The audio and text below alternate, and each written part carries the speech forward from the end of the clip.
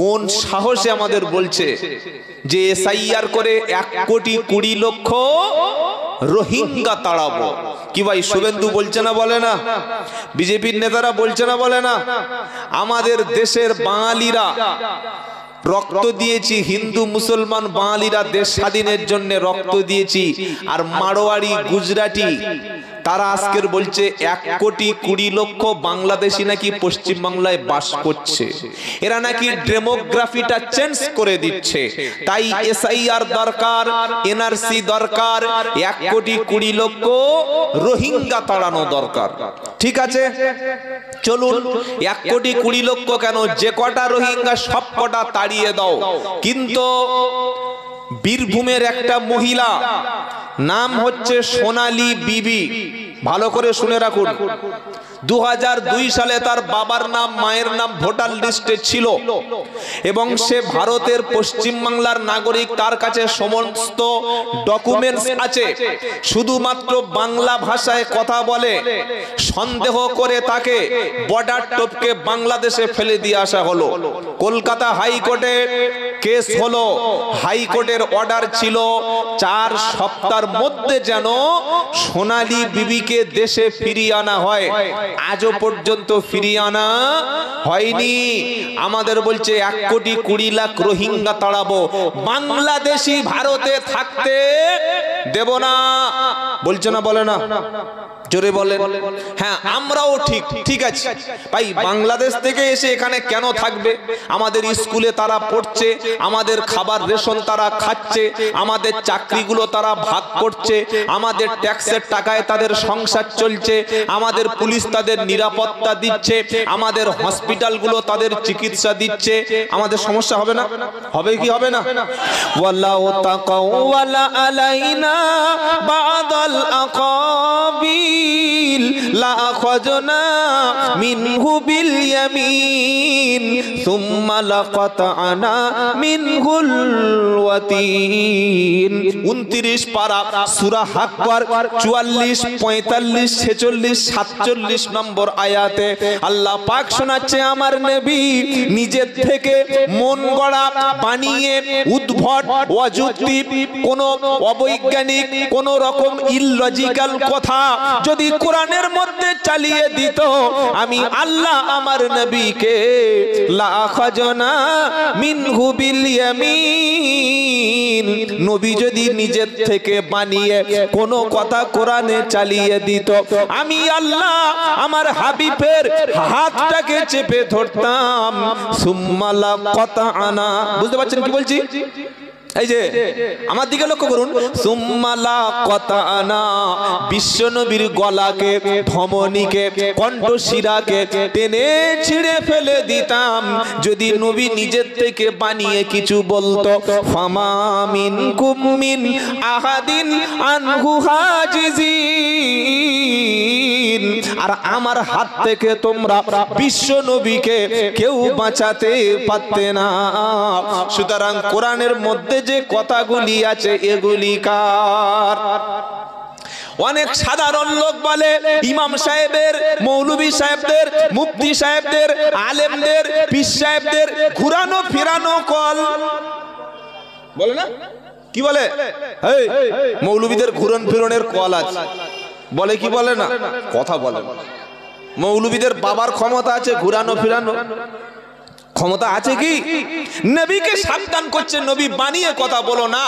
নবী যদি নিজের থেকে বানাতো, ডান হাত চেপে ধরে গলার শিরা টেনে ছিঁড়ে ফেলে দিতাম। আল্লাহ তাআলা স্বয়ং বিশ্ব রাসূলকে বলছে। মৌলবীর বাপের ক্ষমতা নাই ঘুরান ফেরানোর কথা। ইসলাম যতটুকু অনুমতি দিয়েছে ততটুকুই মৌলবী বলতে পারে। একটা লোক অসুস্থ হয়ে গেছে, আগে দাঁড়িয়ে নামাজ পড়তো, ইমাম সাহেবের কাছে গিয়ে বলছে, হুজুর এখন দাঁড়িয়ে নামাজ পড়তে পারি না, এখন কি করব? ইমাম সাহেব বলছে নামাজ পড়তে হবে না। কোন ইমাম বলবে দাঁড়িয়ে নামাজ না পড়তে পারলে বসে নামাজ পড়ো, বসে নামাজ না পড়তে পারলে শুয়ে নামাজ পড়ো, এটা ইমাম বলবে। তার মানে ইমাম কি ঘুরনো ফিরানো কল? আল্লাহ যেটা তার জন্য সাজেশন দিয়েছে, আল্লাহ তার জন্য যতটুকু রাস্তা বলে দিয়েছে, ইমাম তার চাইতে কমাতে পারে না।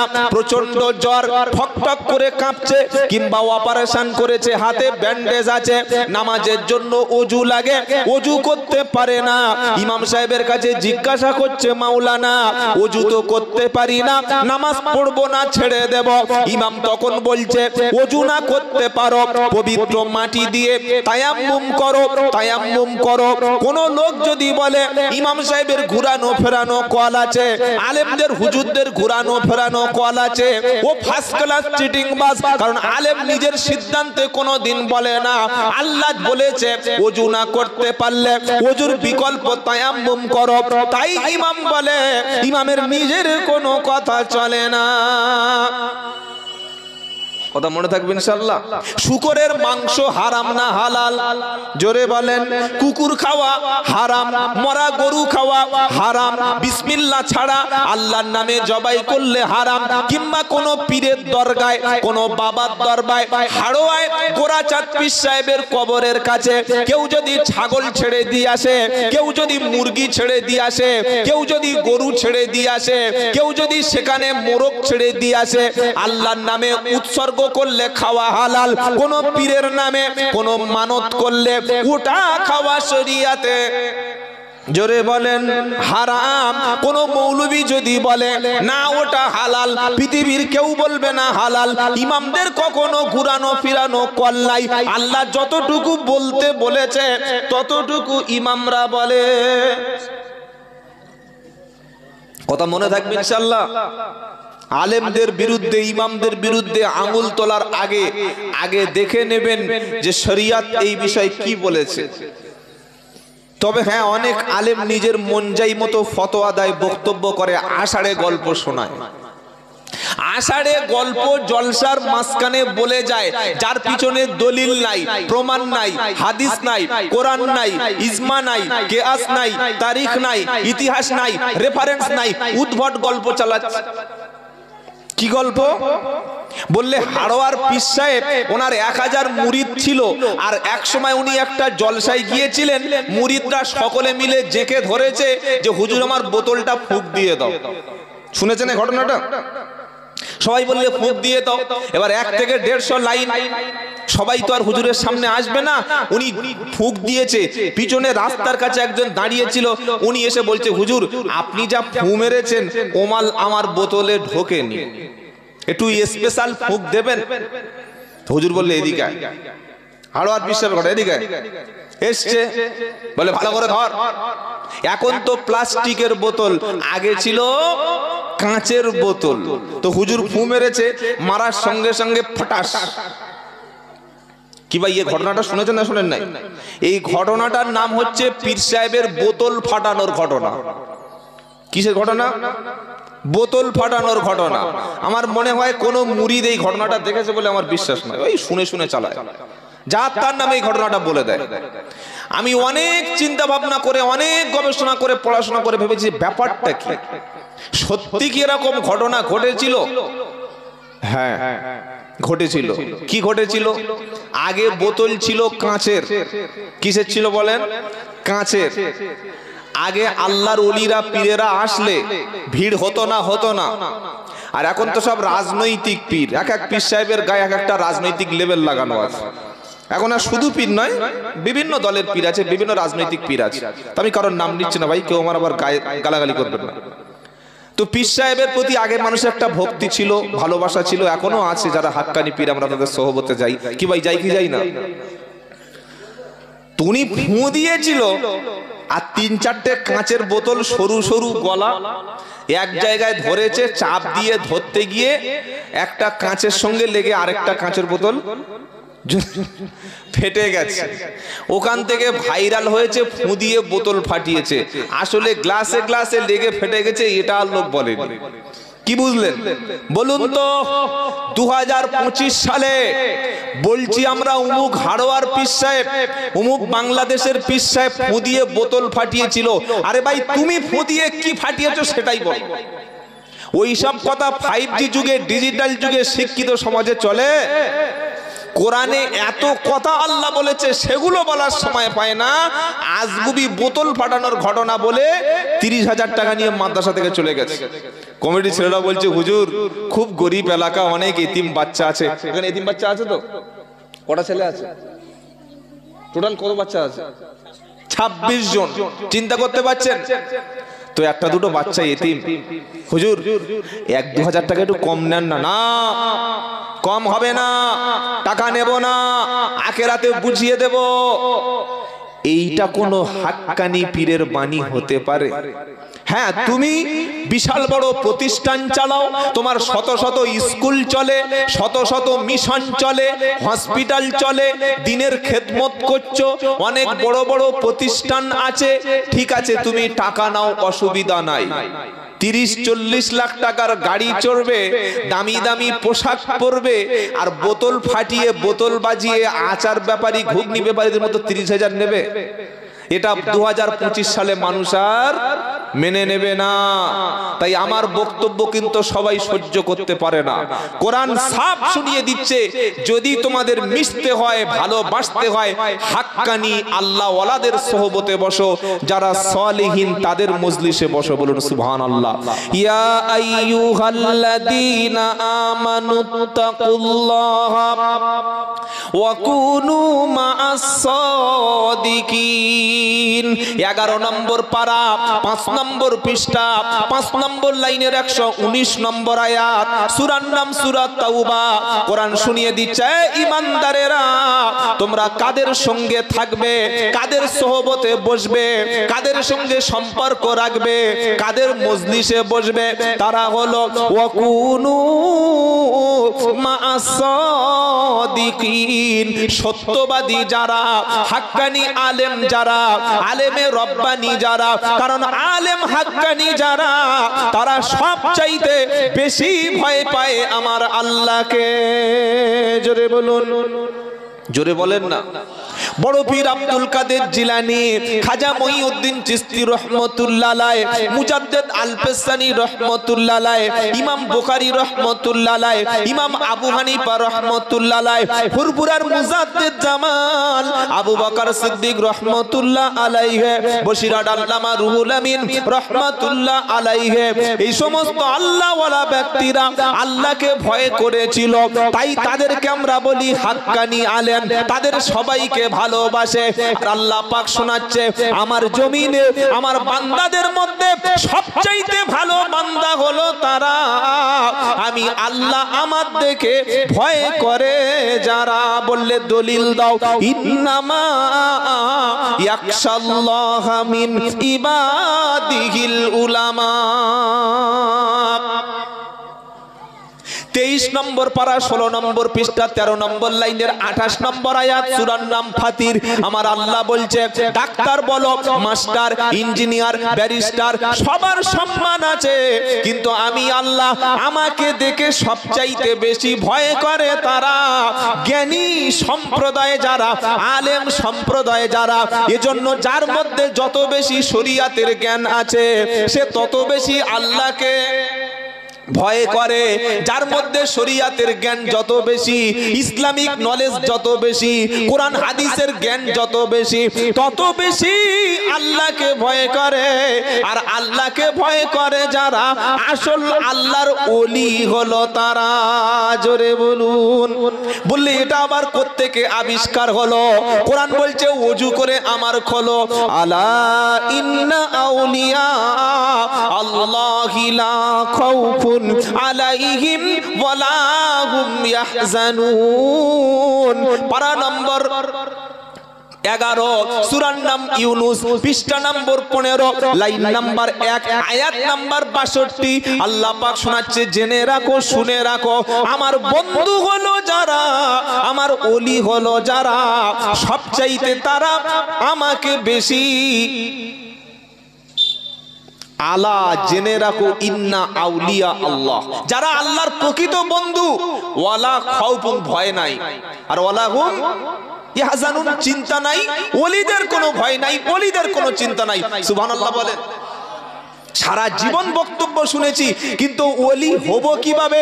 কোন হুজুরে জিজ্ঞেস করেছি, ও হুজুর আপনি তো বললেন ওলিদের ভয় নাই, পীরদের ভয় নাই, আল্লাহওয়ালাদের ভয় নাই, আমি ওলি হতে চাই। কি ভাই আমরা ওলি হতে চাই কি চাই না? আরে হ্যাঁ না বলেন। ওলি হওয়ার জন্য বংশ লাগে না, ওলি হওয়ার জন্য বাপ পীর লাগে না, ওলি হওয়ার জন্য দাদু পীর লাগে না, ওলি হওয়ার জন্য 14 পুরুষ পীর লাগে না।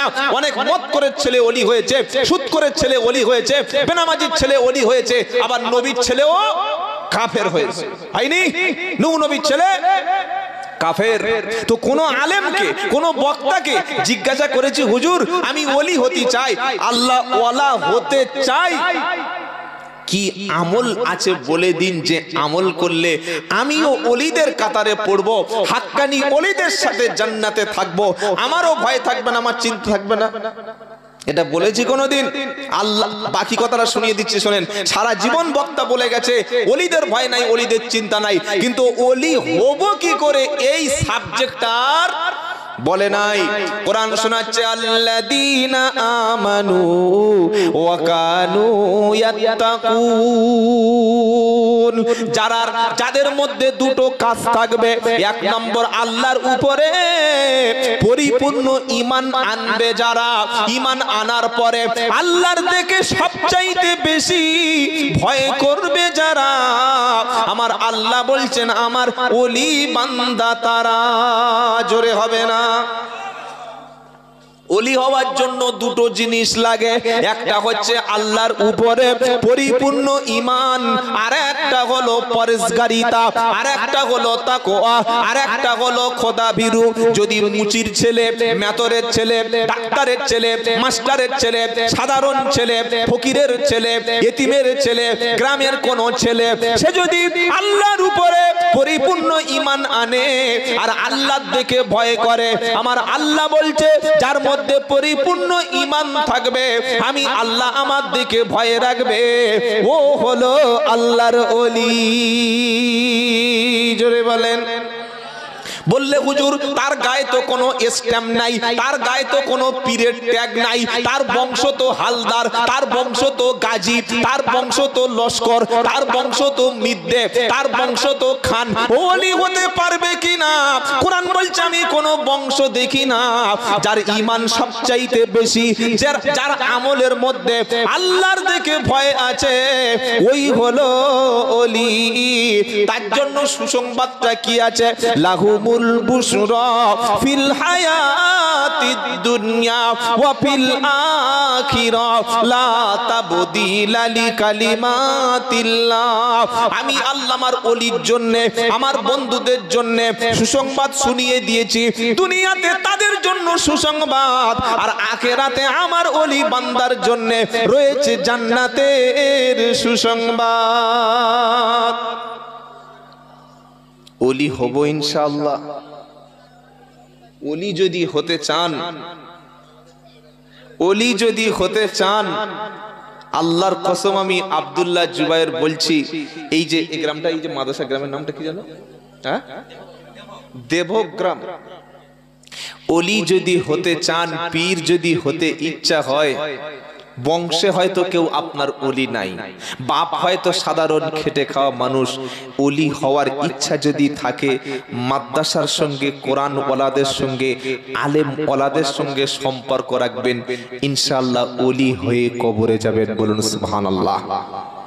ওলি হয়ে কবরে যাবেন ইনশাআল্লাহ। শুধু ওলি না, দুনিয়াতে জান্নাতি হয়ে কবরে যাবেন। সুবহানাল্লাহ বলবেন না? বললে মাদ্রাসার কাছে আসলে, কোরআন পড়লে, কোরআন শুনলে, কোরআন বুঝলে ওলি হয়ে যাবে। এবার দলিল দিচ্ছি নেন। নাম ছিল উমার, তখনও ফারুক টাইটেল পাইনি, শুধু ওমর ইবনুল খাত্তাব, খাত্তাবের বেটা উমার। তিনি কি ছিলেন? ইসলামের দুশমন, ভয়ঙ্কর দুশমন। তরবারি বার করেছে মুহাম্মদ সাল্লাল্লাহু আলাইহি ওয়াসাল্লামের গর্দান কেটে দেবে। নাউজুবিল্লাহি মিন যালিক। কত বড় দুঃসাহস, ভয়ঙ্কর কথা। তিনি যখন নিজের বোনের কাছে গিয়ে মারতে গিয়ে কোরআন শুনলেন, কোরআনের মজলিসে আসলেন, কোরআনের কাছে বসলেন, আল্লাহ তার হেদায়েতের তাকদীর খুলে দিল। ইসলামের জন্য আল্লাহ ওমরকে কবুল করে নিলেন। বলুন সুবহানাল্লাহ। তিনি কোরআন যদি না শুনতেন, কোরআনের আওয়াজ যদি তার কানে না পৌঁছাতো, কোরআন যদি তার দিলের মধ্যে তাসির না করত, আর আল্লাহর নবী যদি তার জন্য হেদায়েতের দোয়া না করতেন, কখনো তিনি মুসলমান হয়ে জান্নাতি হতে পারতেন না। বাবাজির আল্লাহ ভাইরা, সে কোরআন আজও আছে না নাই? জেরে বলেন, বীর মুসলমান ফরওয়াল কোরআন, ফিরিয়ে আনো সেই হারানো সম্মান। আমি মুসলমান, আমি কোরআন মানি, আমি ঈমান মানি, আমি রাসূলকে মানি, আমি আল্লাহকে মানি। আমার বাড়ির মেয়ের গায়ে একজন ধাক্কা মারবে, আমার বউয়ের গায়ে একজন হাত দেবে, আমার ইয়ং মেয়েটার হাত ধরে একজন টেনে পাশে নিয়ে ফোন নাম্বার চাইবে, ওর চাইতে ইঁদুর মারা বিষ মুখে দিয়ে টেস্ট করে দেখা ভালো। আল্লাহ হেফাজত করে, বলুন আমিন। তাই অনুরোধ করে বলছি ভাই, জলসা হোক বা না হোক এটা বড় কথা না, একটা মানুষ যদি সংশোধন হয় সেটাই সফলতা। আমি গ্রামের মানুষদেরকে চিন্তা করতে বলছি, এত সুন্দর কোরআনের মজলিস, 26 জন বাচ্চা হাফেজি পড়ছে, কোরআন শিখছে। আল্লাহ যদি কিয়ামতের দিন এই গ্রামের মানুষদেরকে ক্ষমা করতে চায়, এই কোরআন ওয়ালাদের ওসিলায় আল্লাহ ক্ষমা করে দেবে। জোরে বলুন সুবহানাল্লাহ। ক্ষমা করবে না? কি বুঝলেন? কোরআনের ওসিলায় আল্লাহ ক্ষমা করবে, যে তোরা এত সুন্দর একটা কোরআনের মজলিস, কোরআনের মাদ্রাসা কায়েম করেছিলিস। তাই কোরআন কি শোনাচ্ছে? পরিপূর্ণ ঈমান আনো, পরিপূর্ণ ঈমান আনো। হাফ ঈমান, হাফ বিশ্বাস কোরআনে থাকলে আর হাফ কথা কোরআনের না মানলে বেইজ্জত হবে, মান সম্মান যাবে, ল্যাংটা হতে হবে, অপমান হতে হবে, কোনো জায়গায় সম্মান পাবি না। সম্মান যদি আনতে চাও, পরিপূর্ণ ইসলামের মধ্যে প্রবেশ করো। করব বলুন ইনশাআল্লাহ, বলুন ইনশাআল্লাহ। এই যে কোরআন আজকে আমরা শুনছি, যে কোরআন মাদ্রাসায় পাঠাচ্ছি, এই কোরআন আসার আগে, নবী আসার আগে আমাদের জাতির পিতা ইব্রাহিম নবী দোয়া করেছিলেন আল্লাহর কাছে। কি দোয়া? রব্বানা ওয়াবআস ফীহিম রাসূলাম মিনহুম ইয়াতলু আলাইহিম আয়াতিকা ওয়া ইউআল্লিমুহুমুল কিতাবা ওয়াল হিকমাতা ওয়া ইউযাক্কিহিম ইন্নাকা আনতাল আজিজুল হাকীম। পৃথিবীর বিভিন্ন নবীর বিভিন্ন দোয়া আছে। এটা প্রথম পারা 19 পৃষ্ঠা 5 নম্বর লাইনের 129 নম্বর আয়াত সূরা বাকারা দোয়া। এই দোয়াটা ইব্রাহিম নবীর দোয়া। তিনি দোয়া করেছিলেন, রব্বানা ওয়াবআস ফীহিম রাসূলাম মিনহুম। আয় আল্লাহ, আমি ইব্রাহিম নবী আপনার কাছে হাত তুলে দোয়া করছি, আল্লাহ আমার সন্তানদের মধ্য থেকে, আমার পরবর্তী বাচ্চাদের মধ্য থেকে এমন একজনকে রাসূল হিসাবে পাঠাবেন, এমন একজনকে নবী হিসাবে পাঠাবেন, যে নবী রাসূলের মধ্যে চারটে গুণ থাকবে। কটা গুণ? জোরে বলেন। ইব্রাহিম নবী দোয়া করেছিলেন, আল্লাহ এমন একজনকে আমার বংশের মধ্য থেকে, আমার সন্তানদের মধ্য থেকে রাসূল হিসাবে পাঠান, যে রাসূলের কাছে চারটা জিনিস থাকবে। কি কি? ইয়াতুলু আলাইহিম আয়াতিকা, যে রাসূল মানুষের কাছে আল্লাহর আয়াতগুলি তেলাওয়াত করে শোনাবে। ওয়াল হিকমাতা, যিনি হিকমতের কথা বলবে। ওয়া ইউআল্লিমুহুমুল কিতাবা, যিনি মানুষকে কিতাবের শিক্ষা দেবে। ওয়া ইউযাক্কিহিম, যিনি মানুষকে পরিষ্কার পরিচ্ছন্ন শেখাবে। মাদ্রাসা আছে যেখানে, পরিষ্কার পরিচ্ছন্ন আছে সেখানে, কোরআন আছে যেখানে, পাক হয় সেখানে, যতক্ষণ কোরআন পড়বে না, যতক্ষণ নামাজ পড়বে না, ওর মধ্যে পরিষ্কার পরিচ্ছন্ন কি এটা কখনো জানতে পারবে না।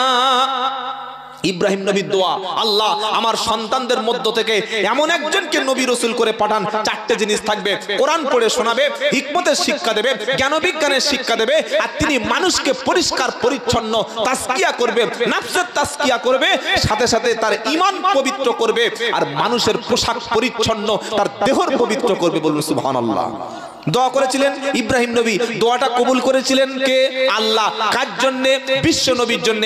বিশ্ব নবীকে আল্লাহ বলছেন, বান্দা তোমাদের কাছে আমি রসুল পাঠিয়েছি, হাবিব পাঠিয়েছি, মুহাম্মদ সাল্লাল্লাহু আলাইহি ওয়াসাল্লাম পাঠিয়েছি, আর আমি দয়া করে অনুগ্রহ করে আমি মুহাম্মদ সাল্লাল্লাহু আলাইহি ওয়াসাল্লামকে 4টি জিনিস দিয়েই পাঠিয়েছি। কটা? জোরে বলেন। হুয়াল্লাযী বাসা ফিল উম্মিয়িনা রাসূলাম মিনহুম ইয়াতলু আলাইহিম আয়াতিহি ওয়া ইউযাক্কিহিম ওয়া ইউআল্লিমুহুমুল কিতাবা ওয়াল হিকমা ওয়া ইন কানু মিন ক্বাবলু লাফি দালালিন মুবিন। 28 পারা সূরা জুমা দ্বিতীয় আয়াতে আল্লাহ বলছে হুয়াল্লাযী বাসা ফিল উম্মিয়িনা রাসূলাম মিনহুম, উম্মিদের মধ্য থেকে, নিরক্ষর আরব সমাজের মধ্য থেকে, তাদের মধ্য থেকে আমি আল্লাহ এমন একজনকে রাসূল করে পাঠালাম, ইয়াতুলু আলাইহিম আয়াতিহি, যে রাসূল তোমাদের কাছে গিয়ে আমার আয়াতগুলো তেলাওয়াত করে শোনাবে। জোরে বলেন। ওয়া ইউআল্লিমুহুমুল কিতাব, যে রাসূল কিতাবের শিক্ষা দেয়, ওয়াল হিকমাতা, যে রাসূল জ্ঞান বিজ্ঞানের শিক্ষা দেয়, ওয়া ইউযাক্কিহিম, আর যে রাসূল তোমাদেরকে পরিষ্কার পরিচ্ছন্ন পবিত্রতা শিক্ষা দেয়। সুবহানাল্লাহ বলেন। আবার আল্লাহ সূরা আল ইমরানে এই কথাটা বলছে, ঠিক এই কথা। কোন কথা? লাকাদ মান্নাল্লাহু আলাল মুমিনিনা ইদ বাসা ফীহিম রাসূলাম মিন আনফুসিহিম ইয়াতলু আলাইহিম আয়াতিহি ওয়া ইউযাক্কিহিম ওয়া ইউআল্লিমুহুমুল কিতাবা ওয়াল হিকমা ওয়া ইন কানু মিন ক্বাবলু লাফি দালালিন মুবিন।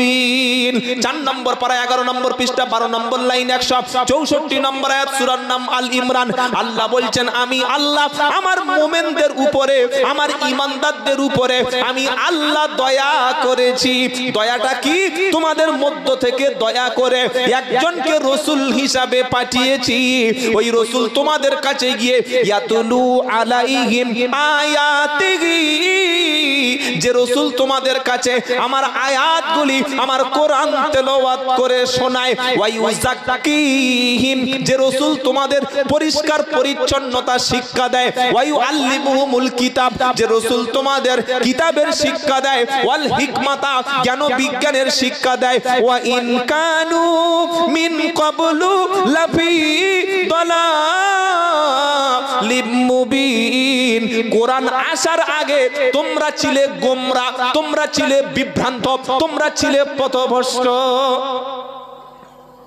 যে লোক কোরআন পড়ে না, ইসলাম জানে না, নামাজ জানে না, দিন জানে না, ও পানি নেয়? বলেন। ওর বগলের পশম, নাভির পশম পরিষ্কার করে, ও নখ কাটে, ও গোসল করে, ওযু কি জিনিস জানে? ইসলাম এসে ওযু শেখালো, পোশাক পরালো, নাপাক শেখালো, পাক শিক্ষা দিল। এটা নাপাক আর এটা পাক। মক্কার মানুষরা যখন ইসলাম আসেনি, তখন স্ত্রীদের শরীর থেকে যে নাপাক রক্ত, মেন্স পিরিয়ড হয়, এই সময় স্ত্রীদের গলায় ধাক্কা মেরে বাড়ির বাইরে বার করে উট আর ওই দুম্বার খোঁয়াড়ে গোয়ালে বেঁধে রাখতো। এই তো শরীর থেকে এখন নাপাক রক্ত বার হচ্ছে, আমার বিছানায় থাকবি না, আমার ঘরে ঘুমাবি না, আমার প্লেটে খাবি না, আমার ঘরের মধ্যে থাকবি না, বেরো বেরো।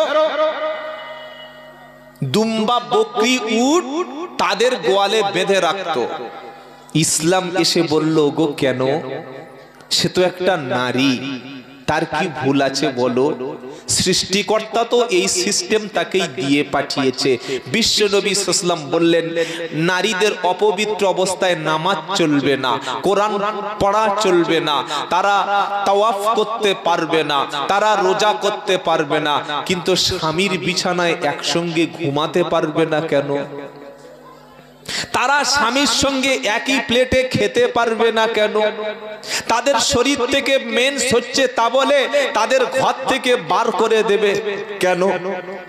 ইসলাম এসে বলল নারীর মর্যাদা দিয়ে ওকে গোয়াল ঘর থেকে টেনে কোলে তুলে নাও। আমাদের মা আম্মাজান আয়েশা সিদ্দিকা রাদিয়াল্লাহু তাআলা আনহা বলেছেন, আমার যখন মাসিক পিরিয়ড চলা অবস্থায়, নাপাকি অবস্থায় বিশ্ব নবী সাল্লাল্লাহু আলাইহি সাল্লাম কোলের উপরে মাথা দিয়ে আমি শুয়ে থাকতাম। সুবহানাল্লাহ বলে। ইসলাম এসে তোমাকে পোশাক শিক্ষা দিল, ইসলাম এসে তোমাকে পবিত্র করেছে। আপনি জানেন এটা চলছে নভেম্বর মাস, ডিসেম্বরের পরে জানুয়ারি। জানুয়ারি মাসে দেখবেন একটা মেলা হয়, সাগর মেলা। কি মেলা? সাগর মেলা। ওই মেলায় 25 থেকে 30 লক্ষ দর্শনার্থী আসে।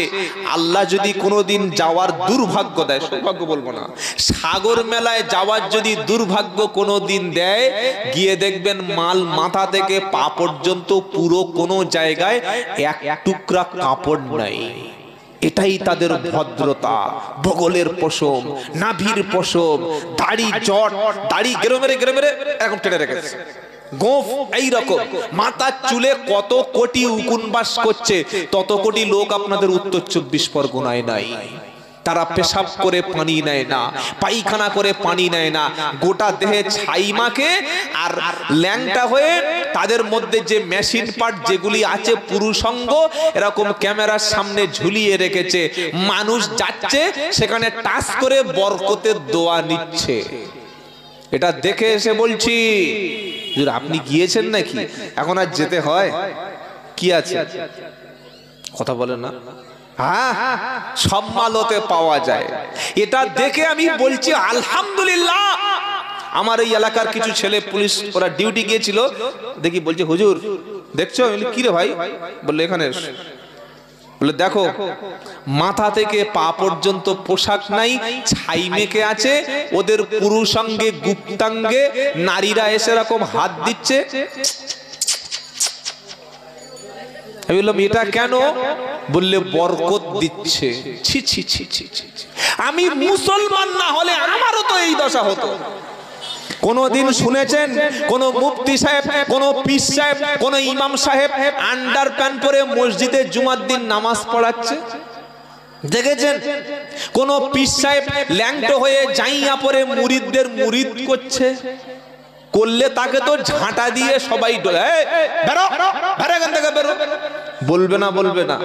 ইসলাম এসেছিল বলে আমি আমার শরীর ঢাকতে পেরেছি, আমার মা বোনদের হিজাব আছে, আমার মা বোনদের পর্দা আছে, আমার মাথায় টুপি উঠেছে, আমি দাড়ি রাখতে পেরেছি। আমি নাপাক হয়ে গেলে গোসল জিনিসটা কি এটা আমাকে কেউ শিক্ষা দিত না। যদি কোরআনের মাদ্রাসা আমাদের গ্রামে না থাকতো, আলেম ওলামাদের আল্লাহ যদি না পাঠাতো, আপনারা কি বলছেন বলেন?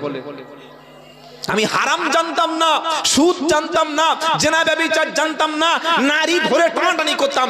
কার মা, কার খালা, কার চাচি, কার নানি, কার পিসি, কার মাসি, কার ভাবি দেখার দরকার নাই, নারী হলে চালাও। ইসলাম এসে বলে দিল 14 রকম নারী তোমাদের হারাম করে দেয়া হয়েছে।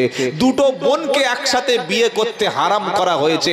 তোমার মা, তার মা, তার মা, তার মা, যত মা গোষ্ঠী আছে সবাইকে বিয়ে করা হারাম করা আছে। যত মেয়ের গোষ্ঠী আছে সবাইকে বিয়ে করা হারাম করা আছে। তোমার শাশুড়িকে বিয়ে করা হারাম করে দিয়েছি, তোমার নিজের বোনকে বিয়ে করা হারাম করে দিয়েছি, তোমার নিজের মেয়েকে বিয়ে করা হারাম করে দিয়েছি। তা না হলে কোরআন না আসলে কার মা কার চাচির দেখার দরকার নাই, মা এবং মেয়ে দুজনেই চালিয়ে দিত। কথা বুঝেছেন বাবাজি? তো আল্লাহ পাক তাই শোনাচ্ছে ইসলাম এসে তোমাদের পরিষ্কার করে দিয়েছে। আপনি মাদ্রাসায় আসুন, কোরআনের কাছে আসুন, আগে তোমাকে শিক্ষা দেবে ওযু করতে হবে। আগে কি শিক্ষা দেবে? ওযু করো, গোসল করো। কারণ কোরআন পড়ার আগে পবিত্র না হলে হাত দেওয়া, হাত দেওয়া লা ইয়ামাসসুহু ইল্লাল মুতাহহারুন। 27 পারা 16 পৃষ্ঠা প্রথম লাইনের 79 নম্বর আয়াত, সূরার নাম ওয়াকিয়া। আল্লাহ পাক বলছে যতক্ষণ পবিত্র হবে না, পরিষ্কার হবে না, পরিচ্ছন্ন যতক্ষণ হবে না, ততক্ষণ কোরআনুল কারীমে যেন কোনোভাবে টাচ করো না। পরিষ্কার হয়ে গেলাম, পবিত্র হয়ে গেলাম, এবার আমি কোরআন পড়বো রব্বানা। আল্লাহ বলছে কোরআন যখন তুমি পড়বে, তুমি মাদ্রাসায় এসে শিক্ষা নাও, পরিষ্কার পবিত্র পরিচ্ছন্ন হয়েছো, কোরআন ধরবে, কোন দিক থেকে পড়বে? পৃথিবীর যত বই আছে সব বইগুলো পড়ার জন্য বাম দিক থেকে ডান দিকে পৃষ্ঠা উল্টে উল্টে আসতে হয়। আমি আল্লাহ বললাম, আমি আল্লাহ, আমি হলাম ডান দিকের ডানপন্থী। ইসলাম হলো ডানপন্থী, নবীরা হলো ডানপন্থী, কোরআন হলো ডানপন্থী, আল্লাহ ওয়ালারা হলো ডানপন্থী। আর ডানপন্থী যারা, তারাই হলো জান্নাতি। জোরে বলেন মা আসহাবাল মাইমানা। সূরা ওয়াকিয়া পড়েন নাই যে ডানপন্থী দল তারাই হলো জান্নাতি, আর যারা বামপন্থী ও আসহাবুস শিমাল, মা আসহাবুস শিমাল, বামের দিকে যাবে যারা, সঠিক ছেড়ে বামের দিকে ঘুরবে যারা, ওরাই সেদিন জাহান্নামে যাবে। তুমি যেদিন কোরআন পড়তে শুরু করবে, আগে তোমাকে ডান দিক থেকে পড়ে বাম দিকে পড়তে হবে। কোরআন হাতে তুলে নিলাম, বললাম রব্বানা এবার আমি পড়তে শুরু করব। আল্লাহ বলছে এখনো পড়তে পারবি না, নির্দিষ্ট একটা দোয়া আছে। দোয়াটা কি? ফাইদা করাআতাল কুরআনা ফাস্তাঈদ বিল্লাহি মিনাশ শাইতানির রাজিম। 14 পারা 17 পৃষ্ঠা 9 নম্বর লাইনের 98 নম্বর আয়াত সূরা নাহল। আল্লাহ পাক শোনাচ্ছে, তুমি অতক্ষণ পর্যন্ত কোরআন পড়তে পারো না। তুমি যখন কোরআন পড়তে শুরু করবে, আগে তুমি শয়তানের হাত থেকে আশ্রয় চেয়ে নেবে। শয়তানের হাত থেকে তুমি আশ্রয় চেয়ে পরে কোরআন পড়তে শুরু করো, কারণ শয়তান চায় না যে মানুষ কোরআন শুনুক। কোরআন পড়লে, কোরআন শুনলে সবচাইতে বেশি অখুশি কে হয়? মালটার কিন্তু দেখা যায় না, কিন্তু পাওয়ার অনেক বেশি। বললে দেখা যায় না পাওয়ার বেশি, দেখা যায় না পাওয়ার বেশি। করোনা ভাইরাস দেখেছিলেন 2020 সালে? অক্সিজেন দেখা যায়, অক্সিজেন ছাড়া মানুষ বাঁচে না। শয়তান সরাসরি সামনাসামনি ফেস টু ফেস হিট করে না, কিন্তু হারামখোরের পাওয়ার বেশি। কি বুঝলেন? তো আল্লাহ বলছে কোরআন পড়ার আগে তুমি শয়তানের হাত থেকে পানাহ চেয়ে দাও। শয়তানের হাত থেকে পানাহ চেয়ে নিলাম, এবার আমি কোরআন পড়তে শুরু করব। আল্লাহর নবী বলেন, মান করা আল কুরআনা ওয়া আমিলা বিমা ফিহি উলবিসা ওয়ালিদাহু তাজান ইয়াউমাল কিয়ামা। কিয়ামতের দিন আল্লাহ তাআলা একদল মানুষের মাথায় নূরের টুপি পরিয়ে দেবে। জোরে বলেন নূরের টুপি, সব কাঠের টুপি না। কিছু কিছু লোক মসজিদে গিয়ে টুপি আছে, টুপি আছে, টুপি আছে, তো ওই প্লাস্টিকের টুপি দেয় না, মানে যেগুলো ওই সবজি টবজি মানে পরিষ্কার ধোয়ার জন্য, যে আপনারা কি বলে ঝুড়ি, আমাদের বারাইপুরে বলে চুবড়ি। চুবড়ি তো প্লাস্টিকের চুবড়ি মসজিদের কোণে ছিল, তুলে ঝেড়ে মাথায় দিয়েছে। আর যেই সেজদায় গিয়েছে, উল্টেকার লুঙ্গির মতো ঢুকে যা, খুঁজে পায় না। উঠে বলছে মালটা গেল কোথায়? ওই টুপি, ওই পোশাক পরে নামাজ পড়া মাকরুহ, যে পোশাকটা পরে সমাজের কাছে যেতে লজ্জা লাগে।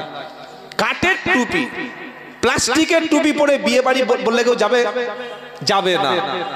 এজন্য ইসলাম বলছে নামাজের আগে তুমি পরিপূর্ণ প্রিপারেশন নাও, পোশাকটা পবিত্র করো। কথা মনে থাকবে ইনশাআল্লাহ। যখন আমি সুন্দর করে কোরআন পড়তে শুরু করলাম, নবী বললেন কিয়ামতের দিন আল্লাহ এক শ্রেণীর ব্যক্তির মাথায় আরশের সামনে সেদিন আল্লাহ নূরের টুপিটা পরিয়ে দেবে, যে টুপির এত জ্যোতি হবে, এত লাইট, এত আলো হবে, গোটা উত্তর 24 পরগনা না, গোটা পৃথিবীর মানুষ সেদিন তার দিকে তাকিয়ে থাকবে। আল্লাহ কি ফুরফুরার মুরিদ, আজানগাছি, কাদরিয়া, চিশতিয়া, দেওবন্দি, তাবলিগি, হানাফি, হাম্বলি, গোল মুজাহাব, লম্বা মুজাহাব, আহলে হাদিস, বেরিলি, কোন সিলসিলার লোক, এর মাথায় নূরের টুপি কেন এলো? আল্লাহ বলবেন এই হচ্ছে সে যার ছেলেকে, যার মেয়েকে কোরআন শিক্ষা দিয়েছিল, মাদ্রাসায় পাঠিয়েছিল, দ্বীনের শিক্ষা করেছিল, দ্বীন হেফাজত করেছিল, যে কোরআন ওয়ালার আব্বা এবং আম্মা হলো এ। তাই আমি আল্লাহ হাফেজের আব্বার মাথায়, আলেমের আব্বার মাথায়, কোরআন ওয়ালার পিতা মাতার মাথায় আরশের তলায় আরশের সামনে নূরের টুপি দিয়েছি। সুবহানাল্লাহ বলবেন নাকি বছর তিনি পরে বলবেন? আজকের হাফেজ পাবে কাপড়ের টুপি, হাফেজ পাবে দুনিয়ায় কাপড়ের পাগড়ি, আর হাফেজের আম্মা আম্মা আরশের সামনে পাবে নূরের পাগড়ি। জোরে বলেন। যারা বলছে মাদ্রাসা চালিয়ে কি হবে, হাফেজ করে কি হবে, আলেম করে কি হবে, এই বাবাজিরা আল্লাহ ওয়ালা ভাইরা, মাদ্রাসা যখন থাকবে না ইসলাম তখন থাকবে না, মাদ্রাসা যখন থাকবে না ইসলাম তখন শেষ হবে। কারণ মাদ্রাসায় তৈরি হয় আলেম, আলেম তৈরি হয় আলেম ইসলামকে হেফাজত করে, আলেম হালাল হারাম আলেম বুঝিয়ে দেয়। আল্লাহর নবী সাল্লাল্লাহু আলাইহি সাল্লাম যখন কোরআনের দাওয়াত গুলো মানুষের কাছে দিচ্ছিল, ওয়াইদা কিলা লাহুমুত্তাবিউ মা আনজালাল্লাহ ক্বালু বাল নাত্তাবিউ মা আলফাইনা আলাইহি আবানা আওয়ালাউ কানা আবাউহুম লা ইয়াকিলুনা শাইআন ওয়া লা ইয়াহতাদুন। দ্বিতীয় পারা 4 নম্বর পৃষ্ঠা 12 নম্বর লাইনের 170 নম্বর আয়াত। মক্কার মানুষের কাছে বিশ্ব নবী যখন কোরআনের প্রচার করছিল,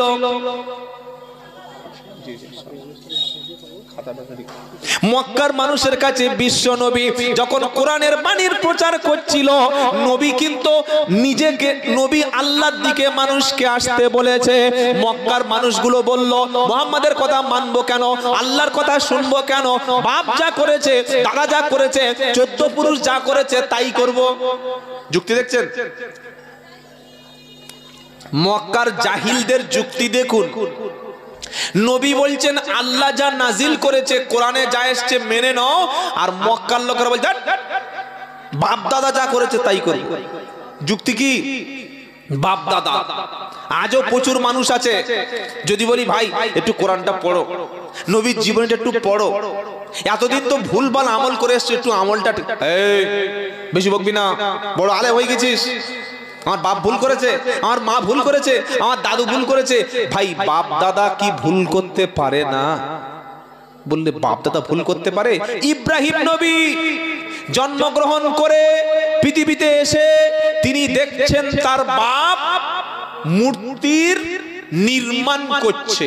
কোন নবী? ইব্রাহিম নবীর বাবা কিন্তু মুসলমান ছিল না, তিনি মূর্তি পূজারীর ঘরের সন্তান। ইব্রাহিম নবী এসে দেখছেন তার আব্বা আজর মূর্তি নির্মাণ করছে, হাত দিয়ে তৈরি করছে, কাদা দিয়ে মাটি দিয়ে আর এই খড়ফড় দিয়ে। ইব্রাহিম নবী কি বললেন? বাপ যা করেছে আমিও তাই করব, তাই তো বলেছিলেন। ওয়াইদ ক্বালা ইব্রাহিমু লিআবিহি আযারা আতাতাকিদু আসনামান আলিহা ইন্নী আরাকা ওয়া কওমাকা ফি দালালিম মুবিন। ইব্রাহিম নবী বললেন, আব্বা কি করছো, কি করছো আব্বা? আমি দেখতে পাচ্ছি তুমি তো ভুল করছো, তোমার দেশের লোক ভুল করছে, জনগণ ভুল করছে, পাড়ার লোকেরা ভুল করছে, আমি আমার জ্ঞানে, ইসলামের জ্ঞানে, দ্বীনের জ্ঞানে দেখতে পাচ্ছি তুমি প্রকাশ্য গোমরা, তুমি ভুল পথে আছো। তখন বাকি অংশটা আয়াতের এখানে শেষ, কিন্তু বাকি আরো কথাগুলো সূরা মারিয়ামের মধ্যে আছে। ইব্রাহিম নবীর আব্বা বলছে, দেখ যদি তুই আমার এই মূর্তির ধর্মে না ফিরে আসিস তাহলে পাথর দিয়ে মাথায় মেরে তোর হত্যা করে দেব বলে বার করে দিল। তারপরেও তিনি এক আল্লাহকে ছাড়েননি। সুতরাং বাপ যা করেছে, দাদু যা করেছে ওটা দলিল না। দলিল কি? কুরআন। দলিল কি? হাদিস। যখন কোন আলেম, যখন কোন মাওলানা, যখন কোন মুফতি সাহেব কুরআন হাদিস দিয়ে শরীয়তের কোন দলিল দেবে, এর পরে যদি কেউ বলে না আমার বাপ করেছে আমি করব, দাদা করেছে আমি করব, দাদু করেছে আমি করব, অত বড় বড় হুজুররা ওরা সব ভুল করছে আর এই হট করে মানাছে ভুল, এটাই কিন্তু আপনার ইমানের 12টা বেজে যাবে, ইমানের খাতটা এসে যাবে। আল্লাহ কি বলেছে, রসুল কি বলেছে, এর বাইরে কিছু করা। ওয়াইদা কিলা লাহুম তাআলাউ ইলা মা আনজালাল্লাহু ওয়া ইলার রাসূল ক্বালু হাসবুনা মা ওয়াজাদনা আলাইহি আবানা আওয়ালাউ কানা আবাউহুম লা ইয়ালামুনা শাইআ ওয়ালা ইয়াহতাদুন। 7 পারা 4 পৃষ্ঠা, প্রথম লাইন, 104 নম্বর আয়াত, সূরা মাইদা। আল্লাহ বলছেন যখন তাদের বলা হয় আল্লাহ যেটা নাজিল করেছে রাসূলের পথে, আল্লাহর পথে ফিরে এসো, তখন তারা কি বলে যে ক্বালু হাসবুনা মা ওয়াজাদনা আলাইহি আবানা, আমার বাপ দাদা যা করেছে ওটাই আমি করব, ওটাই আমার জন্য যথেষ্ট। আল্লাহ বলছেন আবাউহুম লা ইয়ালামুনা শাইআ ওয়ালা ইয়াহতাদুন, তোমার বাপ দাদা যদি তারা না জানে, না বুঝে করে, হেদায়েতের উপরে নাও যদি থাকে, তুমিও তাই করবে। আমরা সকলে ইসলাম মেনে চলবো, বলি ইনশাআল্লাহ।